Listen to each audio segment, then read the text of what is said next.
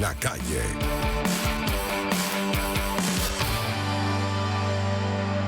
Son las 2:13 de la tarde y queremos conversar sobre el estado de la vialidad a propósito de las precipitaciones y en general sobre el estado en el que se encuentra la vialidad en nuestro país en esta contingencia y sin contingencia incluso, con la ingeniera y profesora Celia Herrera, además de profesora universitaria, investigadora, integrante de la Comisión de Infraestructura de la Academia Nacional de la Ingeniería y el Hábitat. Muy buenas tardes, gracias por acompañarnos, profesora. Un placer, buenas tardes, Vanessa. Gracias como siempre por atendernos y siempre hablamos de la situación de las vías, pero es que hemos visto con alarma que ha habido más dificultades a propósito de lluvias recientes como las que se han registrado esta semana. ¿Qué pasa con las lluvias y la vialidad? Bueno, a ver, cuando se hace un proyecto de una vialidad, proyecto de drenaje vial, como bien dice una colega de ingeniería hidráulica, cuando los drenajes funcionan, uno ni se entera que eso existe. Es verdad. Porque el agua escurre. Nos damos cuenta que no están funcionando debidamente cuando se empuja el agua sobre la vía, cuando la pista se anega y entonces se interrumpe la circulación por horas. En ese momento es que nos damos cuenta de lo que está pasando. Tenemos varias cosas allí sumando, ¿no? Por un lado, recordemos que la mayor parte de la red vial que tenemos es una red que fue diseñada, proyectada y construida de hace unos 50, 60 años atrás, con lo cual las estimaciones era cubrir unas lluvias copiosas, pero para unos periodos de retorno diferente a lo que nos está pasando ahorita, ¿no? Ya el Departamento de Ingeniería Hidrometeorológica de la Universidad Central de Venezuela ha comentado en varias oportunidades que estamos teniendo unas lluvias eventualmente más copiosas, quizás asociadas al cambio climático o a los fenómenos del Niño y la Niña. Y por otra parte, también está el tema de que hay un mayor escurrimiento superficial, porque la superficie que tenemos en buena medida se ha densificado con estructuras no permeables, pavimento, concreto, cemento. En esa medida pues es mayor la cantidad de agua que escurre. Si a eso le sumamos que las estructuras de drenaje pueden estar tapadas por desechos que caen allí, por sedimentación de material de suelo que se arrastra con el viento y con las lluvias, y no hay un adecuado drenaje, pues tampoco allí funciona, ¿no? Por eso vemos en épocas, en Venezuela somos predecibles en términos de que sabemos cuáles son los periodos de lluvia y cuáles son los de sequía, y se pueden hacer labores de mantenimiento como vemos en torrenteras, en cunetas, en alcantarillas, para tratar de despejarlas y que puedan captar el agua y sacarla de la vialidad. Pero en ocasiones esto no pasa porque o no hay las debidas labores de mantenimiento, pero también hay una responsabilidad civil. Si ustedes pasan, por ejemplo, por la avenida Boyacá los días que está cerrada para caminar, si se asoman a las estructuras de drenaje, ven cantidad, decenas de botellas de plástico que van a dar allí. Claro. Entonces, ¿cómo llegaron allí? Obviamente algún irresponsable las lanzó, no es responsabilidad, no podemos decir que es que no hay quien limpie, sino que lo ideal sería que es que no hay quien ensucie, ¿no? Quien las lance allí. Ahora, por lo que nos está contando, conversamos con la profesora Celia Herrera sobre la situación de la vialidad y las lluvias. Se quedó, es decir, ya la vialidad que tenemos no está preparada para la cantidad de lluvia. En algunos casos no, y parte de eso era lo que se estuvo evaluando y algunas adecuaciones que se hicieron con el proyecto de saneamiento del Guaire. Sí. Y es parte de lo que se estaba evaluando, por ejemplo, en el caso del distribuidor Altamira, con esas anegaciones que ha habido allí, o sea, de puntos específicos que ya sabemos que de manera recurrente cuando la lluvia es copiosa y dura poco tiempo, pues no hay chance de que escurra el agua y se empuja en esos lugares muy particulares, ¿no? Lo mismo con el tema de la canalización del río Guaire, del río Valle, y las discusiones que se han dado a nivel de los académicos y los ingenieros ha sido muy interesante porque en buena medida se está hablando de recuperar las riberas de los ríos, de este río que marca, es un ícono de la ciudad, el Guaire, y de ver claro. y de ver cómo hacemos ciudades más más esponja. Se está trabajando a nivel internacional en lo que se denomina ciudades esponja, creando espacios donde precisamente quedan descubiertos con vegetación, con suelo al aire despejado, de tal manera que absorbe el agua. Eso ayuda a que se recarguen los acuíferos de las ciudades, pero además ayuda a que escurra menos agua y además sea aprovechable, porque esa agua se puede captar para luego regar, para riego de jardines, para riegos de espacios públicos, incluso para fuentes, si se llega a tratar. Algunas medidas que se están haciendo a nivel internacional en algunas ciudades y que ha sido exitoso, como lo vemos en China, en Estados Unidos, en Dinamarca. O sea, que no es algo que no se esté pensando, porque es un problema además internacional, el tema de las amenazas y la vulnerabilidad de las ciudades ante lluvias fuertes. Profesora, ¿cuáles son, en su opinión, pensando en agosto 2024, los puntos que en su opinión deberían ser intervenidos inmediatamente? Vamos a conversar sobre esa idea de la ciudad de esponja para ver cómo se podría materializar en nuestro país, pero ¿qué puntos deberían ser intervenidos o de Caracas o del país inmediatamente y con qué tipo de intervenciones?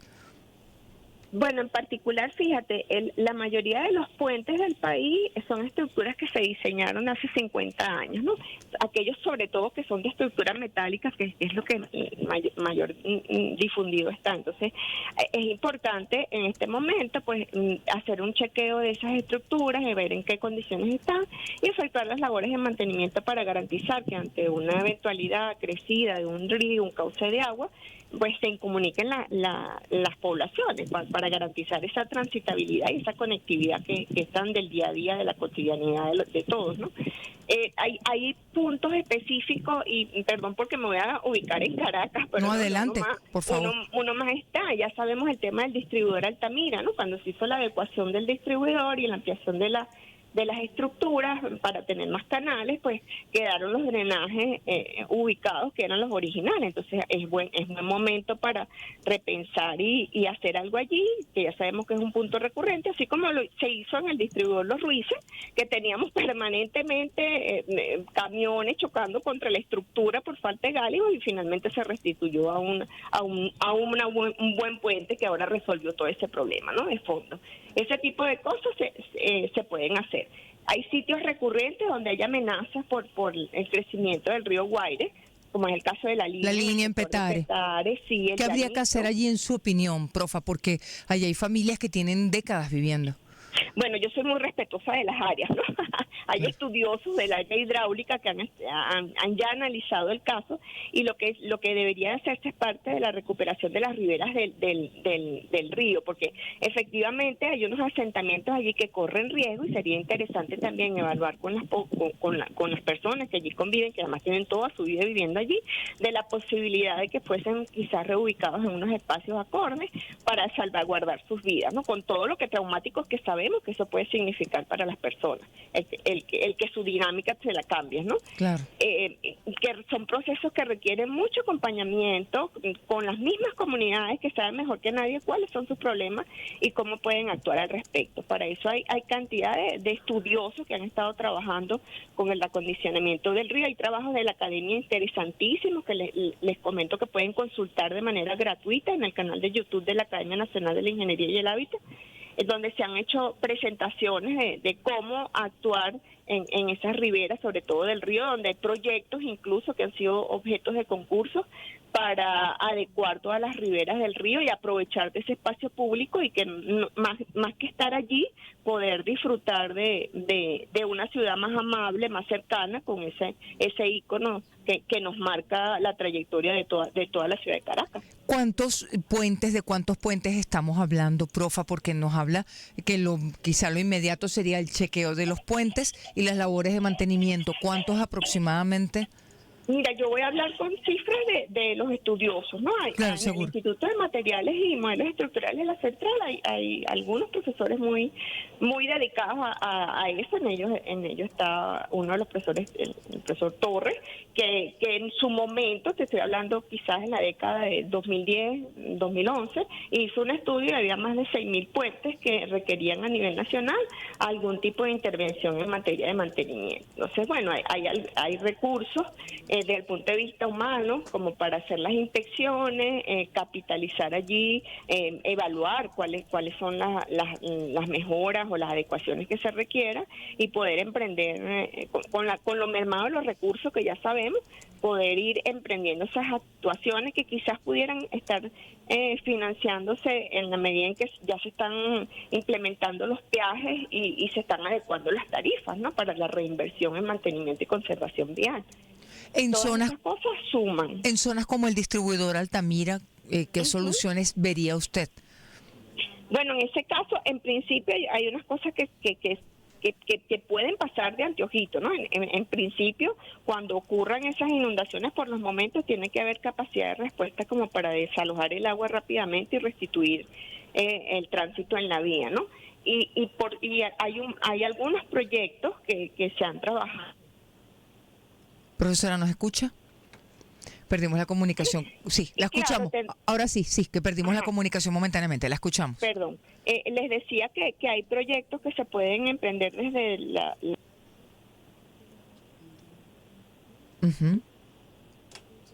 No, perdimos la comunicación nuevamente con la profesora Celia Herrera.